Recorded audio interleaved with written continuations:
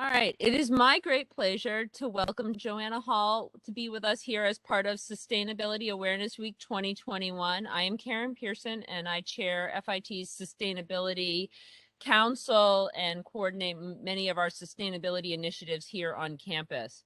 So we're really excited to have Joanna share with us about her work and her background relating to the U.S. Coalition for Sustainability.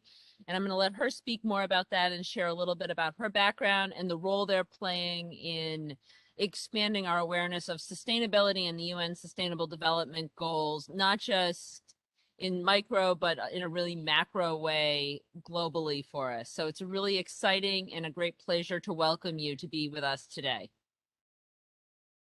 Thank you, Karen. Thank you so much for having me. It's an absolute pleasure to be here.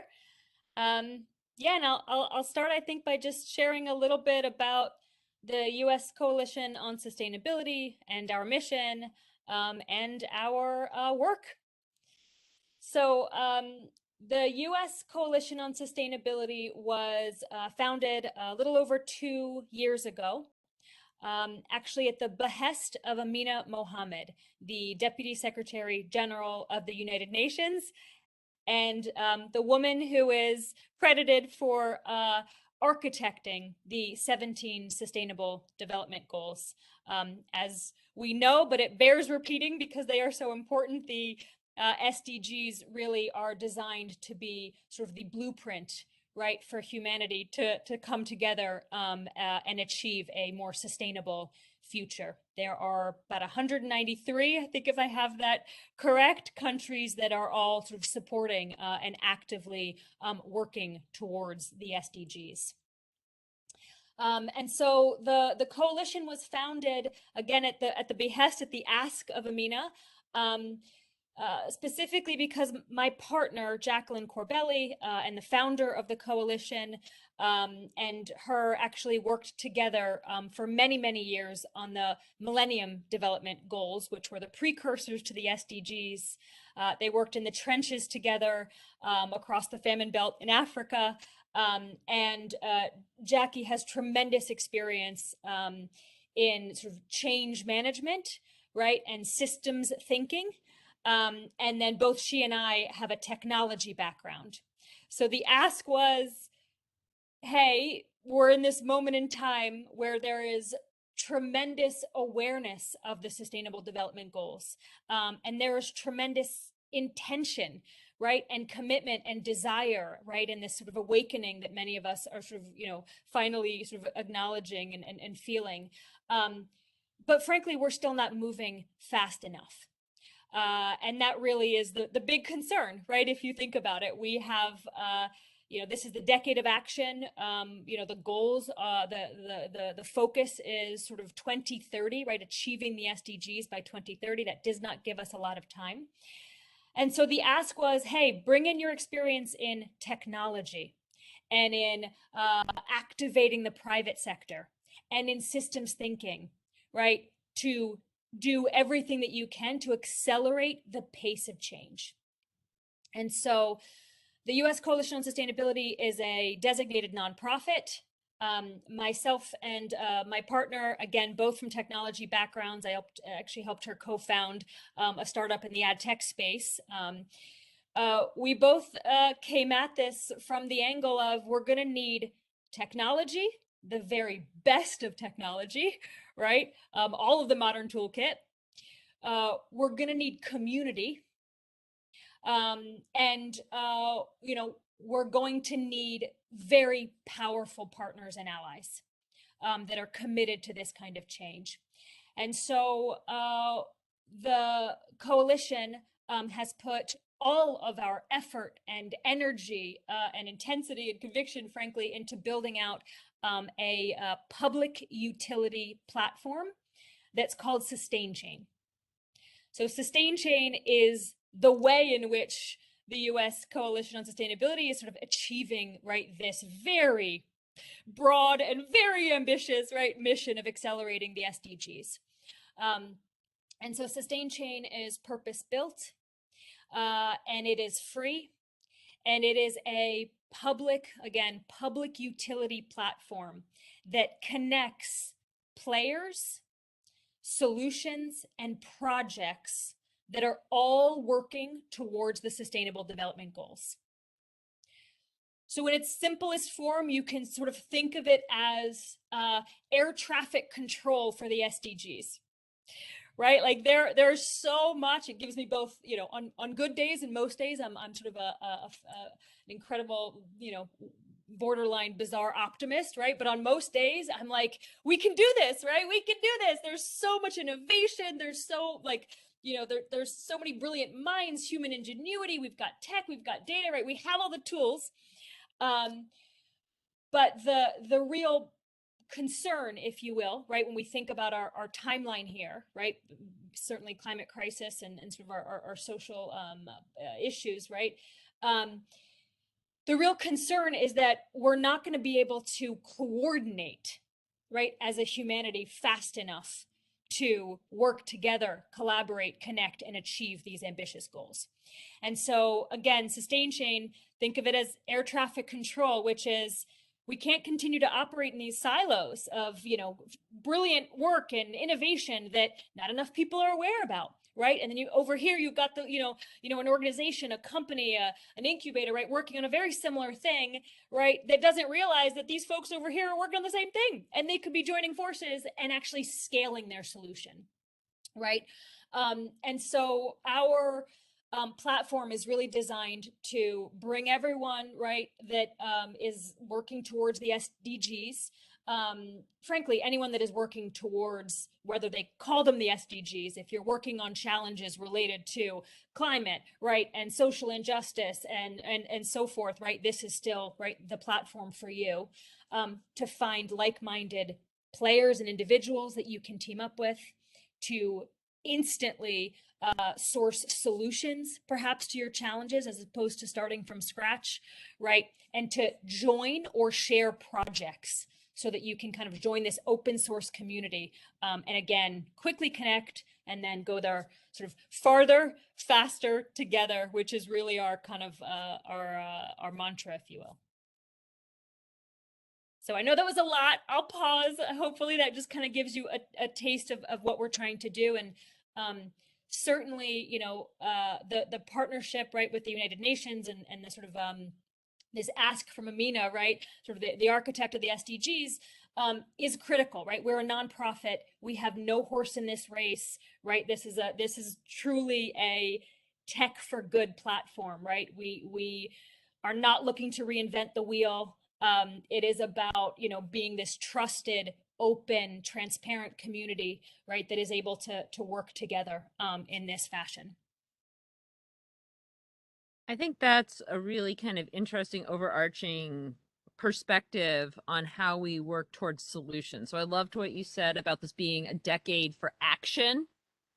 And in that, maybe you could say a little bit more about how we use the blueprint of the SDGs to really encourage engagement and work towards their overarching big picture mission in small pieces that are a little bit more tangible to people, because I often think people they're very invested in the desire to do the SDGs, but they don't think their contribution is maybe big enough. How do we help change that mindset with something like this?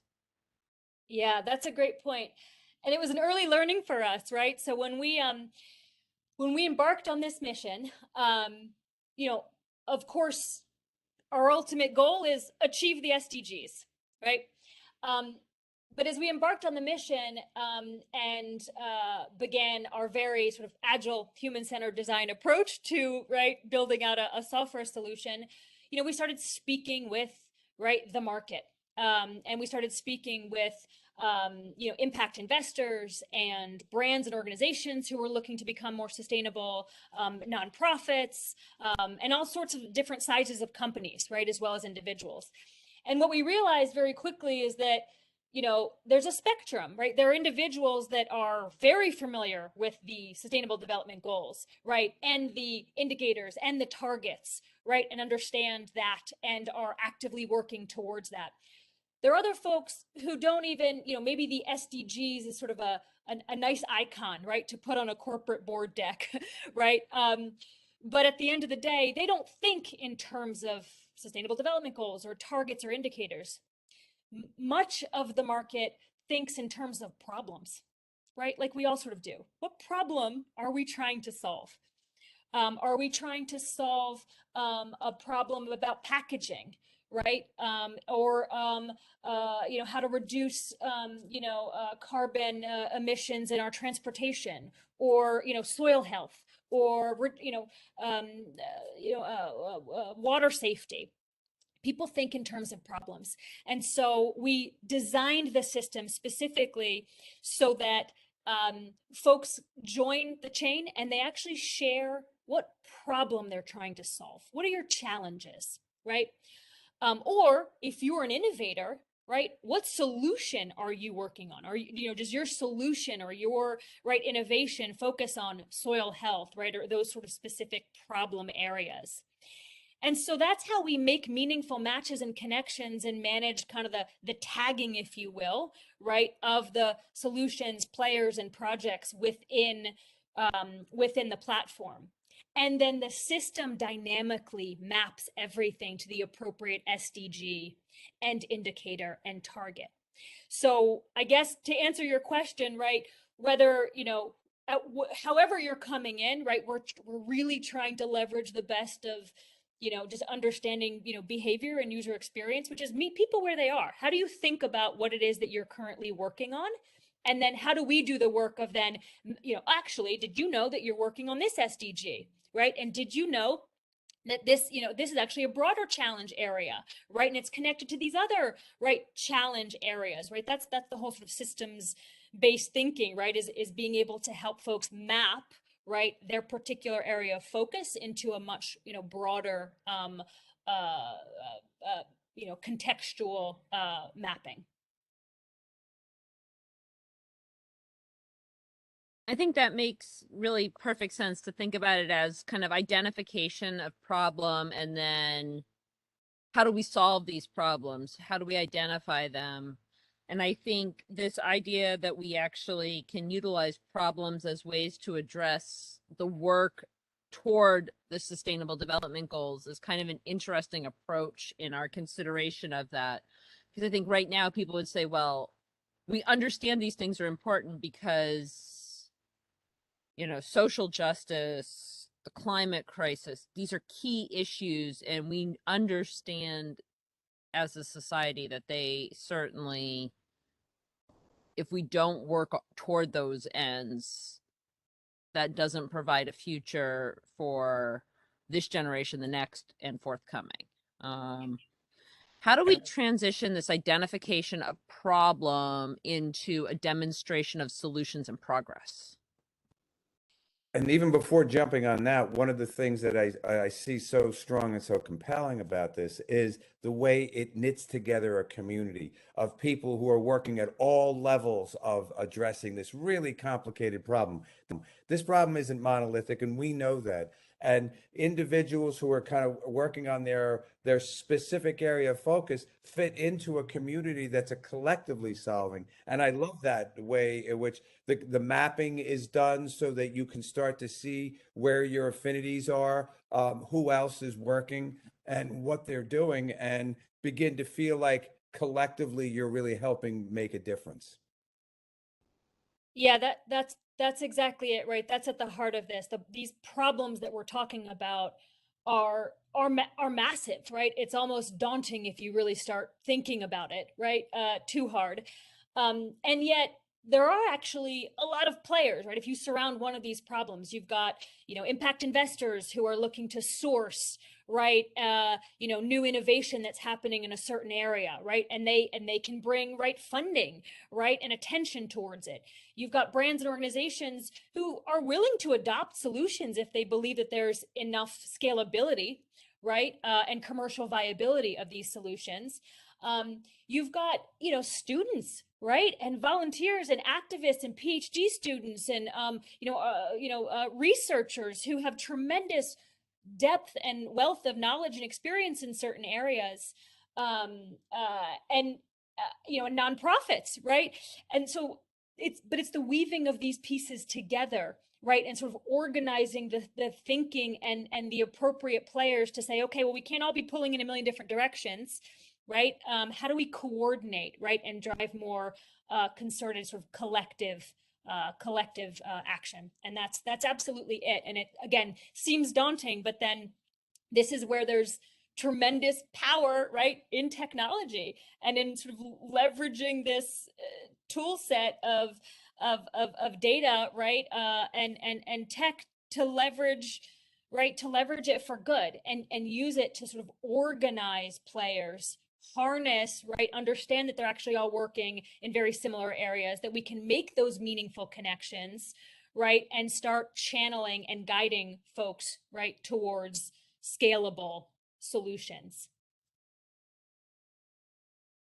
I love this analogy of it being a knitting and kind of a woven thread to do so. I think, you know, in my space, we spend a lot of time talking about the need for interdisciplinary collaborations and looking at problems from multiple perspectives. And this is really looking at how we do that and then drive it, hopefully, not just to something we talk about, but action items. And recognizing and organizing around successes and building on those successes. That's exactly right. And I think, you know, and Michael, I know we've had such incredible conversations with sort of D-Tech Lab and beyond in terms of that particular use case. So I'd love to kind of hear how you initially, you know, came upon this from your vantage point. But that's exactly the goal, right? Is once we, you know, weave, knit. I love that. I'm going to start using knit. I don't think I've been using that, but that's exactly it. Right? It's like a fabric. Yeah. Start knitting these sort of mini ecosystems together, right? Then it's also, there are going to be solutions, right? And actions that emerge that others beyond this ecosystem can now be made aware of to adopt, right? Yeah. As we reach new tipping points, whether it's of commercial viability, right, or right, and so forth, that now we can push back out to the even broader ecosystem to say, oh, look at the energy, look at the heat, right, behind this, right? Let's start adopting. It's time. This is a viable solution, right, for you to be incorporating in your sustainability sort of planning. Yeah, it seems to provide a lot of pathways for strategic initiative building and really strategic action. That's So not exactly. just, you know, I think Michael and I both like to think that all these action items are really innovative, they're creative, but they're really driving change and new approaches. And that collective work helps create that tipping point where change is really impactful. And just embracing the fact that all of this works together to drive that is what I think is so great about it, building that community. And one of the things that, as you pointed out, I was taken by it as a communication platform, as a platform to knit together a lot of collective thinking and success. But I saw it also as a great opportunity for our internal community. So I sort of looked at this as two different stages, a world stage and then our own internal stage, where we have a really a robust community of a lot of great faculty and really talented, smart students who are nibbling away at different parts of the problem. And this gave a kind of coherent structure so that we can share and build off even internally as we then start to communicate on that larger stage. So that the idea that you even white labeled it and recognized that there were applications that were derivative but supporting, I thought was really brilliant and really terrific and energized both Karen and I. Oh, absolutely. I think this idea that you could also map back to sustainable development goals, which are really kind of this bigger framework, provides a real way to show that these kind of smaller, innovative solutions to change have a much broader impact than thinking of them kind of in isolation. Yep. Yeah.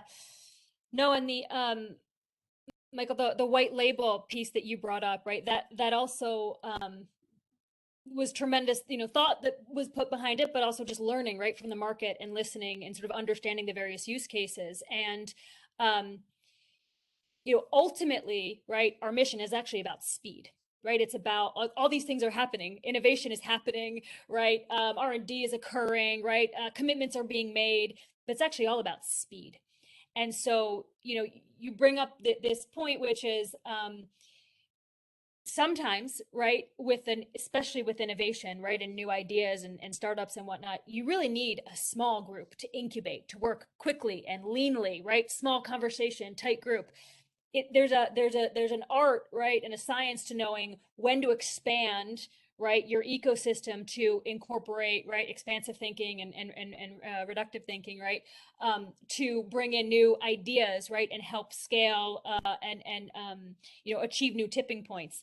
And so the design around this concept of white label and groups really enables smaller ecosystems, smaller teams, right, to take the time that they need to really incubate something, bake it, have conviction around it, take it a certain distance before opening it up too wide. Because we also can't do the reverse, which is everybody's involved in everything and then nothing gets done, right? So we've really tried to accommodate for multiple levels, which is, okay, it can be a small project and task force, and I can invite specific people in. I can scour the chain and say, wow, here's a researcher working on a very similar thing. Let me invite them in, right? But we're in a delicate moment where, right, it's still early stages. Or, hey, wow, we've now, as a small team or as an entire community, right, this solution, this project has, reached a certain point. We now want to amplify it, right, and share it with as many organizations across the chain as possible. So we try to account for that sort of flexibility, if you will.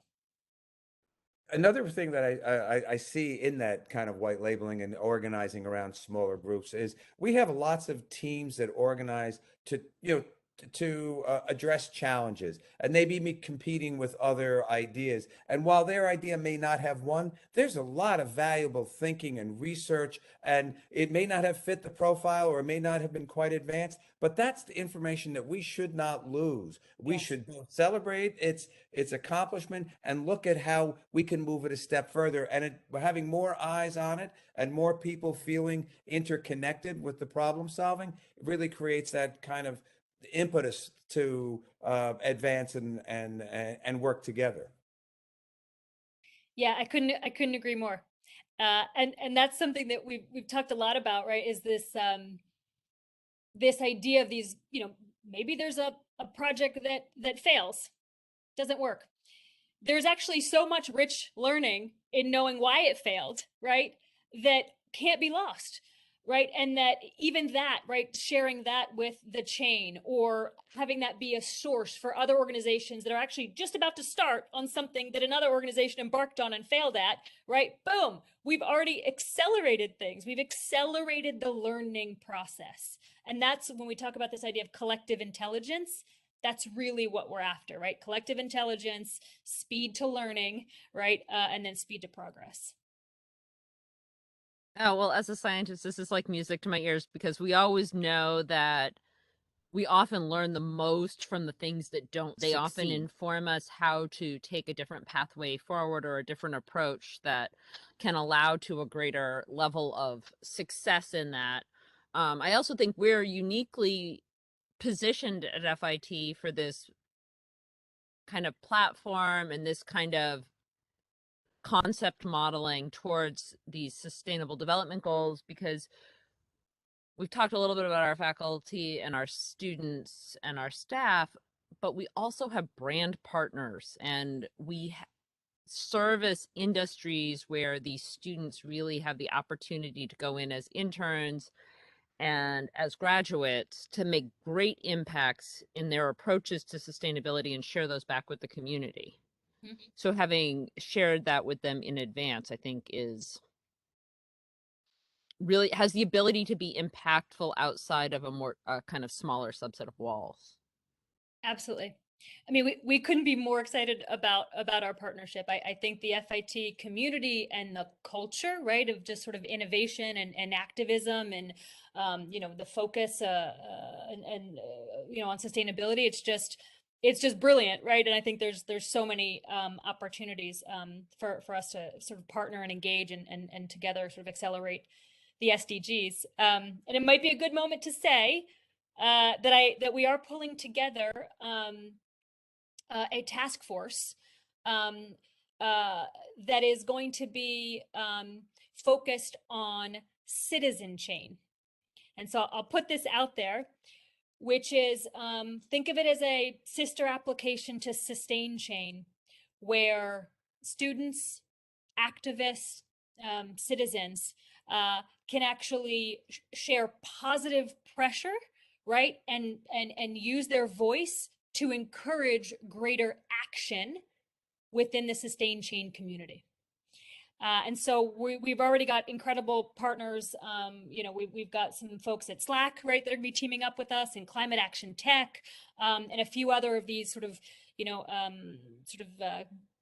activist communities, if you will. And the idea, and you guys will appreciate this, knowing that you're sort of using the most modern methodologies in terms of agile and human-centered design, but is to actually co-create this, right, with the students and citizens, so that we're not building something in a vacuum, right? We're actually pulling together a task force that are going to be co-creating and designing what does SustainChain look like? What is positive support, right, of private sector that's doing the work and making the commitments?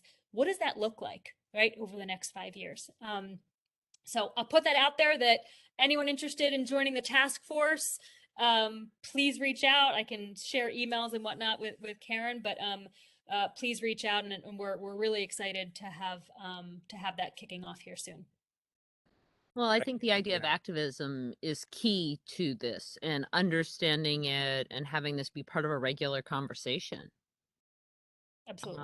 I think a lot of times people are concerned regarding innovation because maybe they don't think that their background leads to something that would be a big solution, but they're very passionate about the issues relating to social and environmental justice.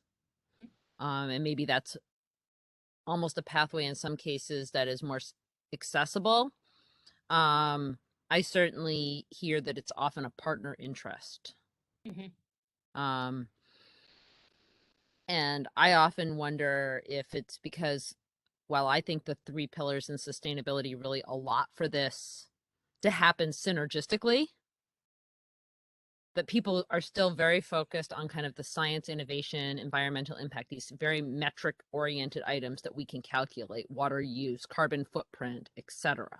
And this provides a pathway to approach sustainability from a very different angle than that. Yes. Yes. It actually gives an opportunity to voice ideas. It's one that I've been kind of playing with, is that we need collectively to reprogram desire, and to understand that our voracious appetites are part of the problem. So while industry and science is working together to find a way to do that well, there really isn't a platform to kind of talk about some of these other more ethereal and more social issues, if you can think of it that way, non-scientific issues. So I think this is terrific. Oh, I love that, Michael. We're going to have our own brainstorm. Reprogramming desire. That sounds, that's exactly it. Right? We talk about sort of consumerism, and it's so much of this is actually mindset, right, changing. And communication is core to that programming. So the vehicles that we're using to help think through the problems become really important in the kinds of solutions that we come up with. Yep. Well, I think mindfulness really gets at this point, right? Mm-hmm. Almost allowing us this space and opportunity, for lack of a better word, to slow down enough to think about our choices mindfully, instead of just about, I have to get X done yesterday. Yep. Is maybe, okay, what are my choices? What are the impacts of those choices? I think consumerism is a really important component in this, because the reality is, at some core level, whether we love it or not, we are all consumers. Sure. and Absolutely. our appetite is increasing because of a way in which we're programmed to fulfill that need. So rethinking that is a really kind of a subtle psychological behavioral issue that you have to recognize that there is the need, but there are smarter ways to fulfill that need. And we can, and I think the idea of the economy that's building around reselling goods, it plays off it well, but it suggests also that manufacturing could be done in a way that promotes and supports that, so that things don't have such short lifespans. Sure. So all of that is part of this discussion. Oh my gosh. A hundred Oh, percent. yes, absolutely. Right, Michael? Like the supply chain. I mean, at the core of this, in many cases, we are looking at very kind of key aspects within the supply chain. And Um, there's even another aspect of it that I think also can form within that citizen chain, that is recognizing that there's an aspect of sustainability that focuses on local economy and local culture. And those things need to be factored in, so that mass mechanization has a tendency to crush local production, where there are some great things happening for communities, great things happening for individuals, and really good things for the environment. So finding and recognizing that that's also part of the dialogue is, I think, a nice step forward. Yeah, absolutely. I really look forward to this conversation, right? Because it's it's so core to this, right? Human, I mean, at the end of the day, consumer, citizen, pressure, demand is really what's going to drive, right, the most accelerated change.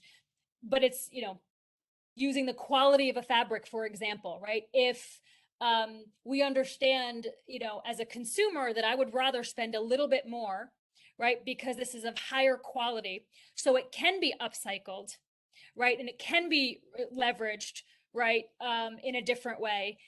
That's something that I have to value, right, to your point around sort of programming desire, that I have to value. I have to value and understand that I want it to be locally sourced. I'm going to be asking or looking, right, on the tags, or right, et cetera, that where is this material sourced from. And so it's part awareness, it's part education, it's part mindfulness, right, just sort of slowing down enough to know that these things are important. um it's big. It's another one of these very big, once you start going down the rabbit hole. But I do believe, and I'm sure that you guys are seeing it, right, with your I mean, your community, right, is so sort of at the forefront of this, but it really is starting to become much more broadly, right, understood. I believe, and I'm certainly, as we're talking to brands and organizations every day, we're hearing that they're getting more pressure, right, and more questions from consumers about sustainability and the sourcing of their materials, and right, the durability and aftercare, right, of the fabrics and so forth. So all heading in the right direction, but certainly, again, just need to accelerate. well, and I Yeah, think in terms of brands, we may also need to help them have a roadmap to share this with their consumers. Yes, absolutely. Um, but and I the love that brands are asking for this. and a Sorry, Michael. sticker that's verifiable and that has a provenance that you can say, all right, so that has meaning. It's not just painting something green and say, oh, we're green now. So Yeah. that connecting it through these chains and these networks really allow uh, statements to have verifiable meaning. Yep.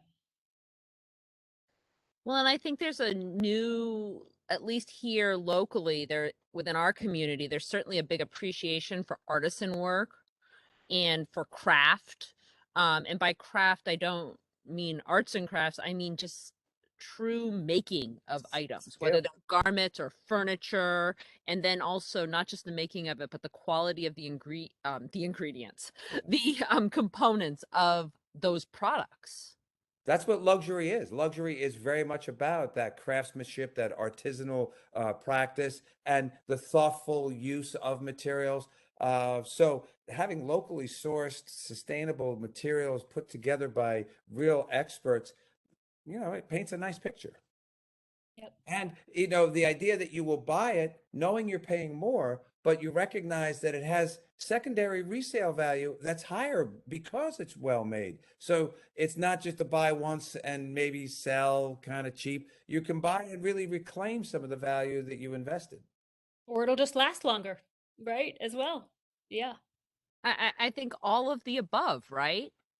They always say that the classic pieces in your wardrobe last forever, right? But the same is true about furniture in your home as well. Yep. But I do think providing pathways for reuse, resale, and having that be providing a marketplace for that to really grow in a way that is accessible to all consumers so that they don't get frustrated with that will also really help change that mindset. Yeah, absolutely. Because I can definitely think of many examples where I just didn't know how to get the garment or the item into the right space for it to have that, or it was so complex. So I think a lot of this work is really geared towards maybe addressing communication challenges and pathway challenges within that space. Absolutely. Absolutely. Well, so I will say it one more time, we're launching the task force. So please, this kind of discussion, right, needs to be had with, with the young generation, right, that is going to need to create that sort of, that form of demand, right, and awareness, for ultimately for, brands and organizations to change and adopt more quickly. So those are exactly the kinds of dialogues and why, we want to engage, right, the folks in the discussion and in the design of the actual technology, right, in building out the software. Well, and speaking of software, if I'm not mistaken, I think you actually want to give us kind of a sneak peek on what some of this might look like on the end so that the community has an idea of how they can get their head around this and then utilize this as maybe a platform. Oh, I'm just going to tout my personal desire to have big commitment around the sustainable development goals and having those embedded in all facets of work that we're doing, at FIT and beyond. Wonderful. Yeah, let me share I have a quick little demo of the product. We actually launched just yesterday at the tail end of the UN General Assembly week. We were fortunate enough to be invited to the United Nations. We had a nice fireside chat with Amina Mohammed and Jeffrey Sachs. And I'm happy to sort of share that link as well for folks to now watch. It's available on demand. But it was kind of the launch of SustainChain version 2, the sort of mobile first experience. So that is what I'm going to show you. Let me share my screen. Okay, here we go.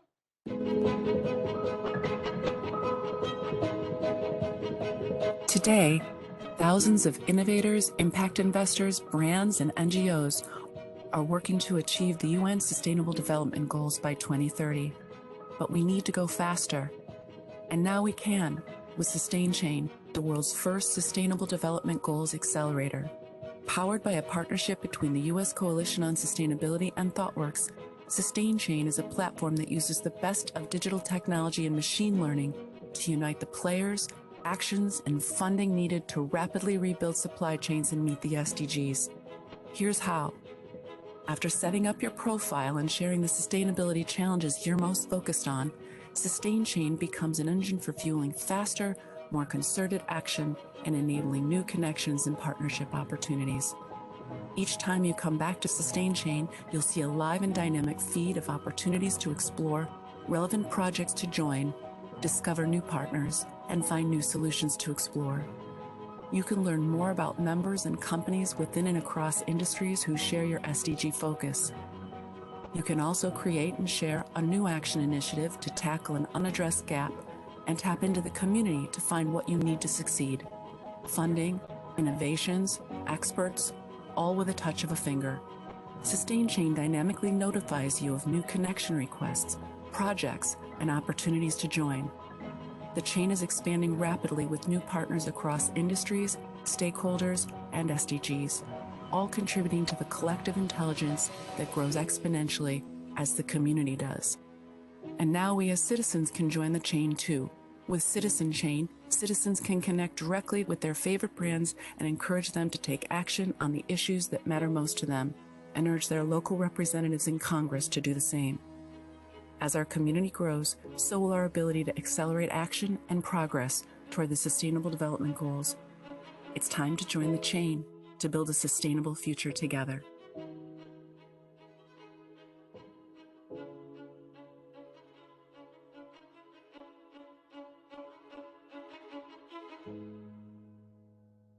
So hopefully that kind of gives a taste and makes this sort of platform concept a little bit more tangible. Well, and as a faculty member, I see now all kinds of new courses we could have to increase our curriculum around sustainability, like machine learning to address the SDGs, because we already teach machine learning, but this becomes a great case study example on how we really apply it to a variety of different examples. I think it's excellent, and I think it provides a lot of opportunity. And I think opportunities for students in particular to connect to possible internships or places where they can really make contributions to projects. It has a very modern way of engaging, and I think that's really important. It's not a wall. It really is and you're entreated to become part and interact. And I think that kind of engagement, not often supported in in scientific tools, if you will, but this really does help foster that sense of community purpose and goal. Thank you. Yep, we put a lot of thought to that. Exactly that, right? How do you make it accessible? How do you make it fun? Right? This should be like any, if you care about sustainability, you're working towards something, it should be accessible and not feel, like the United Nations, I can't touch that. What does that mean? Right? Or, these targets and indicators, it can feel daunting. But if we actually want to make progress, it needs to be accessible and safe, right? And inviting for as many as possible. But I am really looking forward to the partnership. I just think that there is so much that we can do together, and we look forward to sort of providing the FIT community with the full extent of SustainChain and the white label and the group, the subgroups, so that we can really do some important work together. I think this is an excellent opportunity for collaboration and partnership, and to really leverage all facets of the FIT community to addressing the Sustainable Development Goals and providing pathways for that to feel accessible for big and small ideas. So I really appreciate your time. This has been a wonderful conversation. Michael, do you have any last questions? Questions? No, I'm just excited. I think this is a really I echo that. It's a great way to consolidate, because we have so many things going on, and it consolidates, allows people to share, creates community, and gives voice. And I think those are so important in order to achieve change. I second that. Couldn't agree more. Thank you so much for your time. Thanks for having me. And thanks for having us.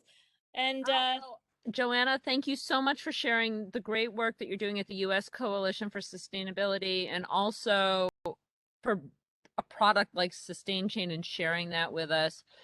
If you can share with me the link from your fireside chat, I'll actually add that to the session description so people can find that accessibly on the Sustainability Awareness Week website. So again, thank you so much, and it's such a pleasure to have you join us today. Thank you. Thanks, Karen. Thanks, Michael. Absolute pleasure. Thank you.